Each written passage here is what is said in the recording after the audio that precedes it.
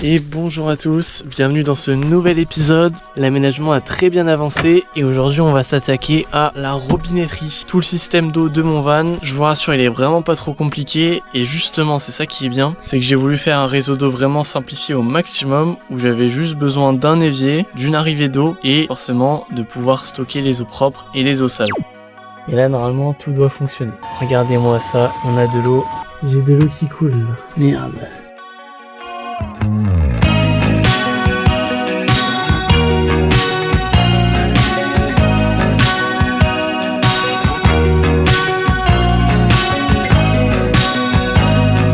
Avant la suite de l'épisode, je tenais à vous partager une excellente nouvelle. Je prépare en ce moment un e-book ultra complet sur tout l'aménagement du van. J'y ai assemblé tout ce qu'il faut pour rénover un van de A à Z avec mon retour d'expérience et tout ce que j'aurais aimé savoir avant de débuter un tel projet. T'en parle plus en détail en fin de vidéo si ça t'intéresse. Donc là on a le magnifique évier qui est vraiment grand, il fait 35 sur 25 il me semble, avec 20 de profondeur en inox. J'ai voulu prendre un grand évier parce que c'est toujours pratique, déjà que l'espace est petit. Alors si on peut avoir un grand évier ça peut être vraiment bien. Là comme vous pouvez le voir, on a le petit robinet à contacteur avec un câble. Il est assez petit parce que j'ai pas réussi à trouver plus grand en contacteur, c'est-à-dire avec un câble. C'est en plastique, il est pas très esthétique. J'aurais préféré un beau robinet noir par exemple pour aller avec le reste du van. Ça aurait été vraiment sympa, mais c'est un peu contraint par cette arrivée d'eau et le câble électrique. Donc ça je pense que ça me suffit. Dans un second temps on pourra peut-être changer ce robinet. Après donc en dessous le robinet, forcément on a le stockage de l'eau. Là on va avoir un bidon d'eau sale et un bidon d'eau propre. Et j'en aurai un troisième que je mettrai en stockage. Et après au niveau de tout ce qui est matériel pour mon circuit, on va commencer par la pompe d'eau propre, donc, qui sera reliée à un petit interrupteur. Après sera reliée sur un allume-cigare avec les deux prises là. Tous les raccords seront faits avec les wagos. On aura cette petite pièce pour venir serrer le tuyau d'eau qui est là. Et enfin, on aura cette colle d'étanchéité. Bon, avant de continuer, je vous ai fait un petit schéma pour que vous compreniez mieux. Tout d'abord, voici le bidon d'eau propre, le bidon d'eau sale, l'évier et le robinet à contacteur. Commençons mon système avec la pompe immergée. Elle sera directement dans le bidon d'eau propre et va permettre d'envoyer l'eau vers le robinet. Cette pompe est alimentée en électricité avec deux câbles. Le premier, la borne plus, est relié à la batterie portable de mon van via une prise dite allume-cigare de 12 volts. Vous verrez que pour relier mes câbles, j'utilise des wagos. C'est une petite pièce qui permet de joindre deux câbles de manière sécurisée et pratique. Et en plus, ça coûte vraiment pas cher. Le deuxième câble de la pompe, la borne moins, est relié au robinet. Du coup, la borne plus du robinet est-elle reliée à un interrupteur. Et cet interrupteur est lui branché à la borne moins de la prise allume-cigare. Et voilà, c'est comme ça que fonctionne mon système simple et adaptable à n'importe quelle installation. Bon, du coup, la première étape, c'est de retirer les plans de travail. Et je suis venu percer à l'endroit où je voulais qu'il y ait mon robinet avec une petite mèche. Et ensuite, on aura le robinet qui va venir à cet endroit-là. Ce que j'ai fait, c'est que j'ai mesuré le diamètre du robinet qui est là. Et avec mon vilebrequin, j'ai pris une mèche qui faisait le même diamètre et du coup je vais venir ouvrir le trou pour pouvoir placer le robinet.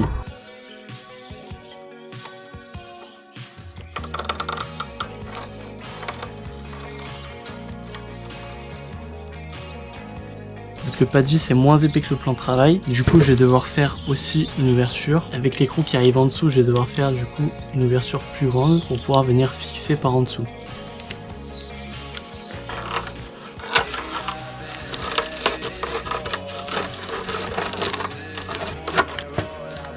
Et donc maintenant, sous le plan de travail, j'ai un diamètre qui est bien plus grand que au-dessus et ça va permettre de venir mettre mon écrou. Je vais essayer tout de suite avec le robinet.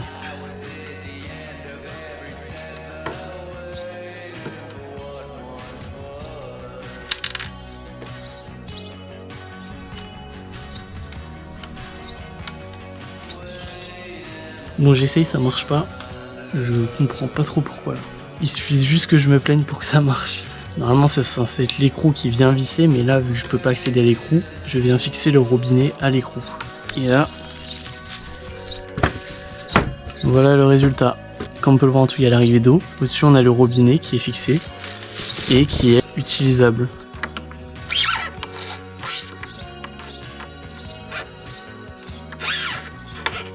Après ça, j'ai aussi percé et ajusté les ouvertures sur la planche à laquelle sera fixé mon plan de travail. D'une part pour l'arrivée du robinet et aussi pour l'arrivée d'eau.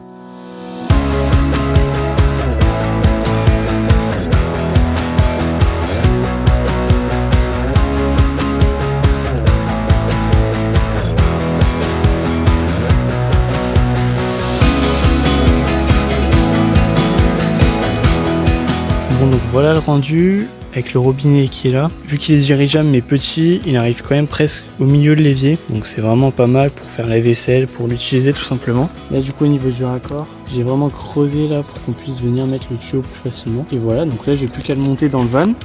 Et je vais quand même un peu gratter encore le bois là pour mettre le trop plein. Parce que tant qu'à faire, autant le mettre.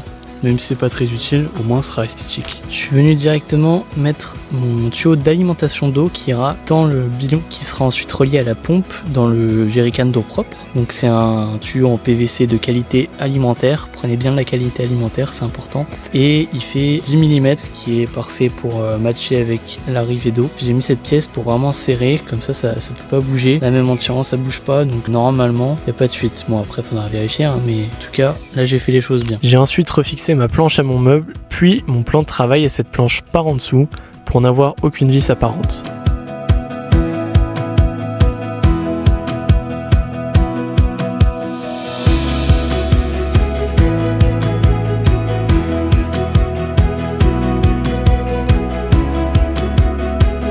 Bon ça y est, j'ai mis mon évier avec le trop-plein, j'ai tout raccordé en dessous. On a le trop-plein qui descend de tout là-haut et qui vient rejoindre ici. Donc là on a l'évacuation qui part ici et qui ira dans le bidon d'eau sale. Là-bas, je vais essayer de vous montrer, on a l'arrivée d'eau avec ce flexible qui ira dans le bidon d'eau propre que j'ai pas encore accordé mais que je vais devoir couper. Là on aura le bidon d'eau sale et faut que je coupe celui-là parce que là il est vraiment trop long. Il faut que je coupe pour qu'il arrive comme ça. Et ça fera un petit siphon.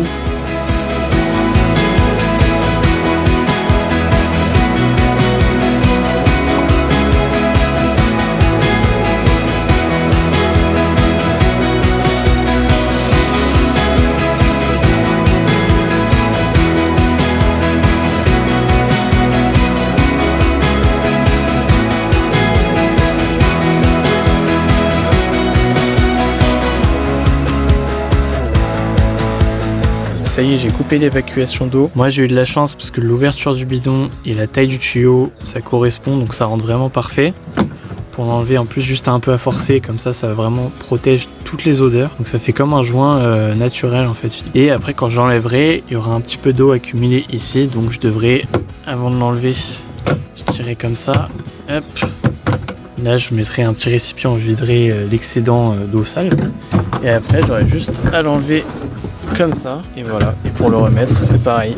Du coup j'ai fini d'installer tous les bidons. Je vais d'abord tester l'évacuation avec de l'eau qui est juste là pour voir s'il n'y a pas de fuite, pour voir si tout est bien raccordé et pour voir si ça va bien dans le bidon d'eau sale. Allez, on essaye ça.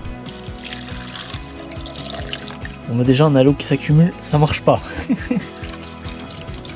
Super. Alors je regarde au moins déjà en dessous si je sens l'eau, mais je pense pas. Alors peut-être faut desserrer ça.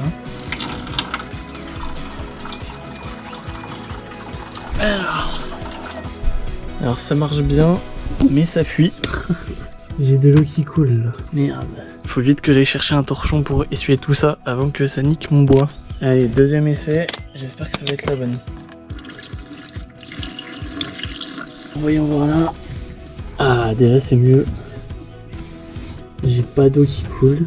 Bon bah c'est ça, c'est que j'avais pas assez serré là. Ok, ça me rassure. Je vais un peu attendre, mais je pense que c'était vraiment ça le problème. Je vais pas trop vite parler, mais je pense qu'on est bon. En attendant, je vais vous parler du système d'alimentation d'eau. Donc comment l'eau va arriver dans le robinet. Évidemment, il faut un peu d'électricité. Tout ça va partir de cette pompe là, une petite pompe 12 volts qui a un débit de 10 litres par minute. Donc cette pompe, elle a un câble électrique qui est submergé. Au bout de ce câble, j'ai branché des petits wagos, c'est des petits connecteurs électriques. Le premier, je l'ai branché à un interrupteur et après, je l'ai branché à un allume-cigare.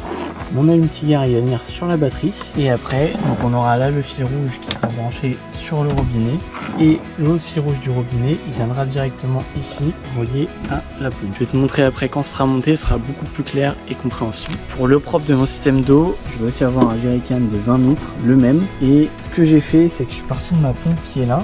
On a là le câble électrique avec le plus et le moins et on a l'arrivée d'eau qui est déjà branchée. Le robinet qui est là c'est déjà branché. Tout ce que j'ai fait c'est qu'il y avait un petit opercule en plastique que j'ai troué avec une perceuse, un forêt de 10 et un forêt de 5, c'était le diamètre du tuyau et le diamètre des câbles et je vais les passer dedans.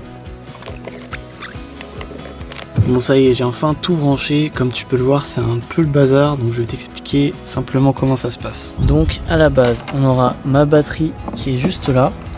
Cette prise allume-cigare qui va se brancher sur la batterie, qui est branchée à 2 fils avec des Wago. Ces 2 fils, donc le plus et le moins, ils passent derrière la batterie.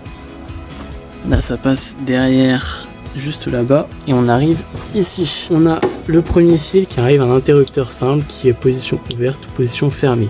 Petite pause, en fait je me suis rendu compte que j'avais fait le montage dans l'autre sens, donc je vous mets le schéma mis à jour. J'ai juste déplacé l'interrupteur, mais au final ça change rien tant que l'interrupteur est dans votre circuit. Il remplira bien sa fonction d'éteindre ou d'allumer le circuit. Cet interrupteur, il est relié à ce Wago, qui lui est relié au câble blanc ici, qui descend tac tac tac et qui arrive à la pompe qui est au fond du bidon. Donc la pompe va tourner, ensuite le courant va remonter, il va repasser par ce câble blanc et là il remonte là-haut avec ce premier câble bleu qui est le robinet qui est juste ici. L'électricité repart du robinet dans le deuxième câble bleu qui est connecté au Wago et qui repart au câble rouge qui repart, vous l'avez compris, et à la prise d'allume-cigare. Maintenant j'espère que ça va marcher, je vais remplir le bidon d'eau, je croise les doigts parce que c'est la première fois que je touche à l'électricité et à l'eau en même temps. Bon voilà, j'ai maintenant finalisé tous les branchements. Donc là on a toujours le bidon d'évacuation, le bidon d'alimentation avec la pompe. Donc là on peut voir les câbles qui passent derrière, j'ai réussi à les cacher, j'ai mis un petit crochet là juste pour qu'ils soient sur le côté, pour qu'ils me gênent pas quand j'enlève les bidons. Et après on a l'interrupteur que j'ai fixé juste ici qui va permettre d'allumer et d'éteindre. Donc là j'ai ma batterie qui a dû s'éteindre entre temps. Donc voilà, elle est à 35%. Là je viens de brancher ma prise allume-cigare. Hop, tard ces câbles là ils sont cachés là. Donc là on appuie sur DC parce qu'on a la sortie DC ici. Et là normalement tout doit fonctionner. Donc je vais venir allumer le petit bouton et là. Et voilà, regardez-moi ça, on a de l'eau. Hop, et après là on entend l'eau qui arrive dans le bidon d'eau sale juste là. Et après, une fois qu'on n'a plus besoin, je viens éteindre là. Si j'ai éteint l'interrupteur, je peux quand même essayer. Hop, on n'a plus d'eau. Bon bah je suis super content que ça fonctionne. C'est un réseau vraiment simple, un interrupteur, une pompe et c'est branché à la batterie. Maintenant j'ai hâte de voir ces 20 litres combien ils durent. Parce que 20 litres, je sais pas trop ce que ça représente en termes de nombre de vaisselle, nombre de je sais pas, mais on verra bien. En tout cas j'ai le système d'eau qui est fonctionnel. La seule chose qui va me rester à faire, c'est que là, comme tu peux voir, à mon avis, il est juste posé. Je vais venir coller un joint tout autour qui va être étanche et qui va le maintenir. Comme ça, pendant l'utilisation, ça bougera pas et il n'y aura pas d'eau qui va s'infiltrer dans le meuble, ce qui est très important.